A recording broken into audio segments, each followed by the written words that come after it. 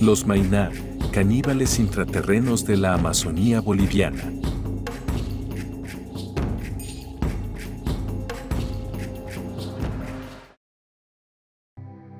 En tiempos ancestrales, en lo profundo de la Amazonía boliviana, existían los Mayná, seres antropomorfos que habitaban debajo de la tierra.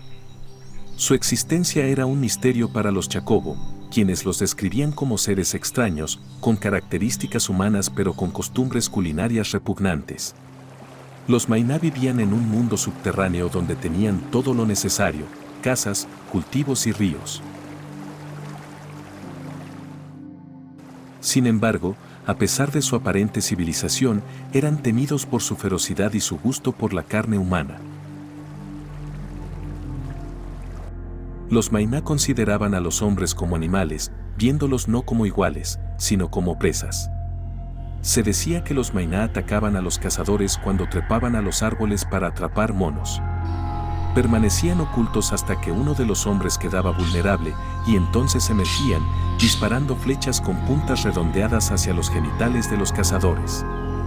La víctima caía muerta y los Mayná la recogían, llevándola a su guarida subterránea.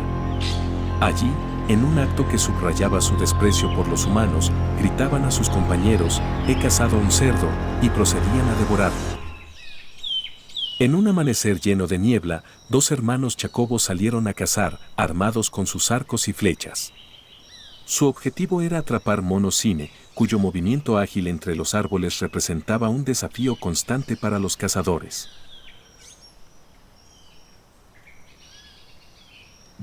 El menor, aún joven e inexperto, seguía los pasos del mayor, quien era conocido por su destreza y paciencia. Caminaban en silencio, con los sentidos atentos al más leve sonido del bosque. De repente, el mayor divisó un grupo de monos moviéndose rápidamente entre las ramas. Con un gesto rápido, apuntó con su arco y disparó una flecha certera que alcanzó a uno de ellos. El animal cayó, pero quedó atrapado enredado en las ramas más altas de un árbol gigante. Sin dudarlo, el hermano mayor se colocó el arco sobre el hombro y comenzó a trepar con habilidad, utilizando lianas y ramas como soporte. Mientras ascendía, el bosque pareció cambiar. El aire se tornó más pesado y un silencio antinatural envolvió el área, como si la selva misma contuviera la respiración. Desde su posición en el suelo, el hermano menor sintió un escalofrío y una inexplicable sensación de peligro. Miró a su alrededor, pero no vio nada inusual. «Será mi imaginación», pensó, aunque su instinto le decía que algo estaba muy mal. El hermano mayor, ajeno a la inquietud de su compañero, alcanzó finalmente al mono. Justo cuando extendía la mano para desengancharlo, un extraño susurro emergió desde abajo. El sonido era como el viento, pero con un tono gutural que parecía articular palabras en un idioma desconocido. El cazador mayor miró hacia abajo y lo vio, un Mayná, surgido de entre las sombras, con su cuerpo semioculto tras el tronco del árbol. Sus ojos brillaban con un resplandor sobrenatural, y su piel, endurecida como piedra, reflejaba la luz difusa del sol que apenas atravesaba el dosel del bosque. El Mayná sostenía una flecha peculiar, con una punta redonda y pulida, diseñada no para perforar, sino para golpear con precisión mortal. Con movimientos sigilosos y calculados, apuntó directamente al cuerpo del cazador que colgaba de las ramas. En un instante, lanzó la flecha. El proyectil, dirigido con una fuerza prodigiosa, alcanzó al cazador en los genitales, el punto más vulnerable. El impacto fue inmediato y devastador. El hermano mayor soltó un grito ahogado mientras su cuerpo perdía toda fuerza. Cayó pesadamente desde las alturas, golpeando ramas en su descenso antes de aterrizar inerte en el suelo. El hermano menor, horrorizado, quiso reaccionar. Levantó su arco con manos temblorosas y disparó una flecha hacia el Mayná, pero, tal como los ancianos habían advertido, la piel de la criatura era impenetrable. La flecha rebotó sin causarle daño alguno. El Mayná, indiferente al ataque, recogió el cuerpo del cazador caído como si fuera un saco vacío, amarrándolo con una liana. Luego, con movimientos ágiles y casi danzantes, desapareció en la espesura, fundiéndose con el entorno. Para el hermano menor, fue como si el Mayná se desvaneciera en el aire. La desaparición del hermano mayor dejó al menor sumido en el desconcierto y la desesperación. Tras ver cómo el cuerpo inerte de su hermano era llevado por una criatura desconocida hacia las profundidades de la selva, su corazón se llenó de temor, pero también de determinación. Siguiendo las huellas apenas visibles en el suelo, el joven cazador se internó aún más en el bosque, cuidando cada paso para no ser descubierto por el Mayná. Aunque los árboles parecían susurrar advertencias en el viento, el joven mantuvo su propósito. Mientras avanzaba, observó a lo lejos cómo el Mayná, cargando el cuerpo de su hermano sobre los hombros con una fuerza casi sobrenatural, llegaba a un claro. En ese momento, el cazador comprendió algo aterrador. La piel del Mayná brillaba como si estuviera hecha de piedra pulida, una coraza que repelía cualquier ataque. Recordó relatos de los ancianos que decían que las flechas de los Chacobo apenas rebotaban sobre estas criaturas como si fueran hojas cayendo sobre una roca. Este pensamiento lo llenó de impotencia, pero no retrocedió. Cuando el Mayná llegó a un punto del claro, comenzó a cavar en el suelo con movimientos rápidos y precisos, utilizando una de sus patas que tenía la forma y la fuerza de una pezuña de tapir o danta. La tierra se apartaba con facilidad bajo su toque, revelando una puerta oculta cubierta de hojarasca. Antes de entrar, el Mayná dejó escapar un grito profundo y gutural, un sonido que parecía llamar a sus compañeros desde las profundidades. «He cazado un cerdo», rugió en su lengua desconocida, y con un movimiento ágil, abrió la puerta y desapareció en la oscuridad. El joven cazador se acercó en silencio, tratando de no alterar ni un solo ruido del bosque. Observó la entrada oculta, rodeada de plantas que parecían crecer de manera antinatural, como si hubieran sido moldeadas por las manos de los Mayná. Mientras se acercaba, sintió que lo vigilaban, aunque no podía ver a nadie. Una sensación gélida recorrió su espalda cuando recordó otro relato de los ancianos. Los Mayná tenían el poder de hacerse invisibles, y muchos cazadores habían caído víctimas de emboscadas sin siquiera ver a sus atacantes. Al percibir el peligro, el joven retrocedió unos pasos y se escondió tras un arbusto. No había terminado de reponerse cuando sintió un leve crujido a su alrededor. Miró a su alrededor y vio cómo las hojas de los árboles parecían moverse por sí mismas. «No son hojas», pensó, mientras su corazón se aceleraba. Comprendió que los Mayná podían transformarse en hojas para espiar o atacar sin ser detectados. La presión aumentó. Sabía que no podía quedarse mucho tiempo allí. En un momento de inspiración, tomó nota mental del lugar y huyó rápidamente hacia la aldea, sorteando ramas y raíces, con el sonido de pasos invisibles siguiéndolo a intervalos. Llegó jadeando a la comunidad y convocó a los ancianos, quienes lo recibieron con atención y preocupación. Entre respiraciones entrecortadas, describió lo que había visto, los poderes de los Mayná, su guarida oculta y la dura piel que los hacía invulnerables. Los ancianos, con semblantes graves, confirmaron lo que temían: esos seres eran los Mayná, los temidos caníbales subterráneos de los que hablaban las leyendas. Tras escuchar su relato, el Consejo de Ancianos decidió que no podían dejar impune la desaparición de uno de los suyos ni permitir que los Mayná continuaran cazándolos. Sin embargo, enfrentarse directamente a ellos sería inútil. Sus flechas no podían perforar la piel de piedra de los Mayná, y su habilidad para desaparecer o transformarse los hacía prácticamente imposibles de derrotar en un combate convencional. Fue entonces cuando un anciano, el más sabio de la aldea, sugirió una estrategia basada en astucia en lugar de fuerza: usar humo de ají para sofocar a los Mayná en su propio refugio.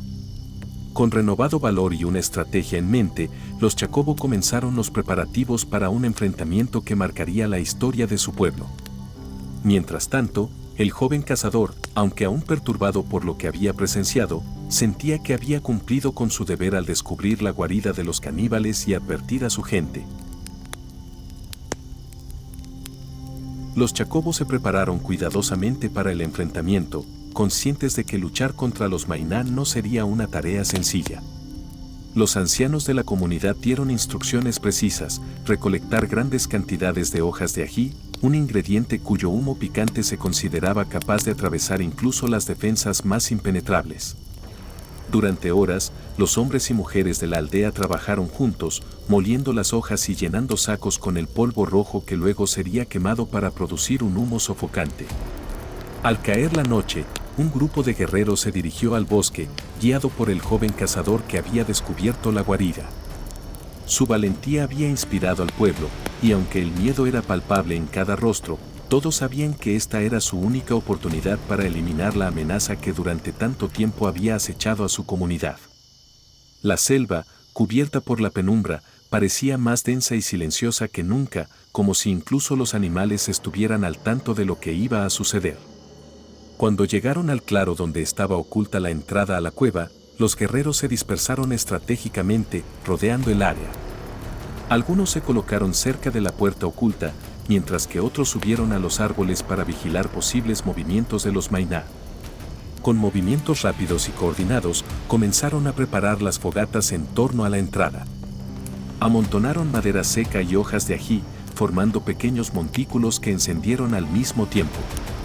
En cuestión de minutos, el humo rojizo comenzó a elevarse en densas columnas, arrastrado por el viento hacia el interior de la guarida. Desde el subsuelo, se escucharon los primeros sonidos de desconcierto, estornudos, toses y gemidos. Los Mayná, sorprendidos por el ataque, intentaron salir, pero el humo ya había inundado los túneles. Algunos lograron emerger, sus siluetas apenas visibles entre las llamas y el humo.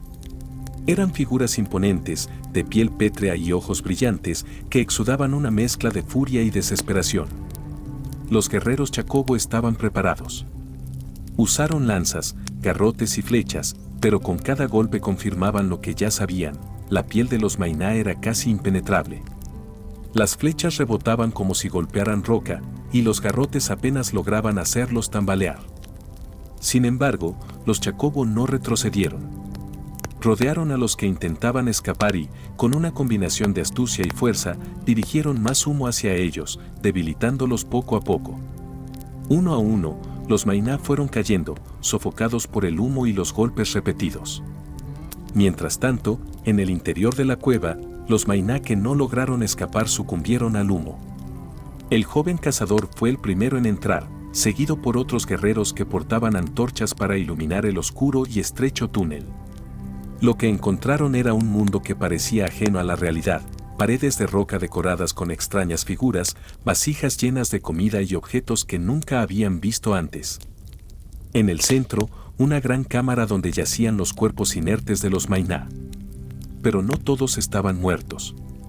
Bajo una enorme vasija encontraron a dos pequeños Mayná, un niño y una niña, que se habían escondido para evitar el humo. Sus ojos brillaban con miedo, y aunque intentaron morder a sus captores, estaban demasiado débiles para luchar. Los guerreros decidieron llevárselos como prueba de su victoria, pero no sin antes asegurarse de que no fueran un peligro. El regreso a la aldea fue lento y solemne.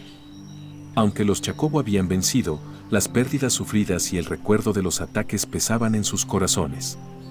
Sin embargo, la comunidad celebró el fin de la amenaza de los Mayná, con cantos y bailes alrededor de las fogatas, agradeciendo a los ancianos por su sabiduría y al joven cazador por su valentía.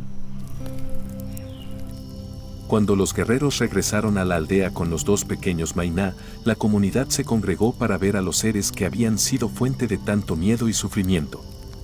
La niña y el niño Mayná eran frágiles, pero sus ojos todavía reflejaban un brillo salvaje, un recordatorio de su naturaleza caníbal y de los horrores que habían traído al pueblo. La discusión sobre qué hacer con ellos no tardó en comenzar. Algunos ancianos sugirieron que ambos debían ser ejecutados de inmediato, pues conservarlos vivos representaba un riesgo para la comunidad. Otros, más prudentes, propusieron observarlos antes de tomar una decisión definitiva. Fue en este clima de incertidumbre cuando el joven cazador, el mismo que había descubierto la guarida y liderado la estrategia para derrotar a los Mayná, tomó una decisión que dejó a todos sorprendidos. «Quiero que la niña Mayná viva», declaró frente a los ancianos y la multitud reunida. «Me haré responsable de ella. Quiero que sea mi esposa». Un murmullo de incredulidad recorrió la asamblea.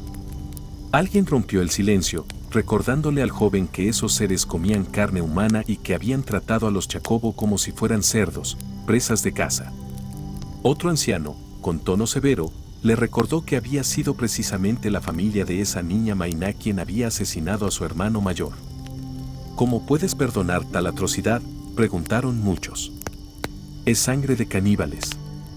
Nunca podrá vivir como una de nosotros. El joven cazador permaneció firme. Mi hermano murió, sí, pero la venganza ya se ha cobrado. Los Mainá han sido derrotados y solo ella ha quedado viva. No puedo cargar con más sangre en mis manos. Si nosotros, los Chacobo, somos diferentes de ellos, debemos demostrarlo. Perdonarla y darle una nueva vida será la prueba de nuestra humanidad. A pesar de la insistencia de los ancianos y de las advertencias del resto de la comunidad, el joven no cedió. Con voz decidida, prometió que él mismo la protegería, educaría y enseñaría a vivir según las costumbres de los Chacobo. Aunque su postura causó indignación en muchos, su valentía durante el enfrentamiento contra los Mainá le había ganado el respeto de la tribu. Finalmente, los ancianos aceptaron a regañadientes su decisión, pero no sin establecer condiciones. La niña sería vigilada de cerca y si demostraba algún comportamiento peligroso, se le castigaría sin demora. Así comenzó la domesticación de la niña Mainá. Los primeros días fueron difíciles. La niña se resistía a todo intento de interacción, lanzando mordiscos y golpes a quienes se acercaban demasiado. Fue entonces cuando los Chacobo decidieron quebrar sus pequeños dientes caníbales, una medida dolorosa pero necesaria para evitar que pudiera herir a alguien.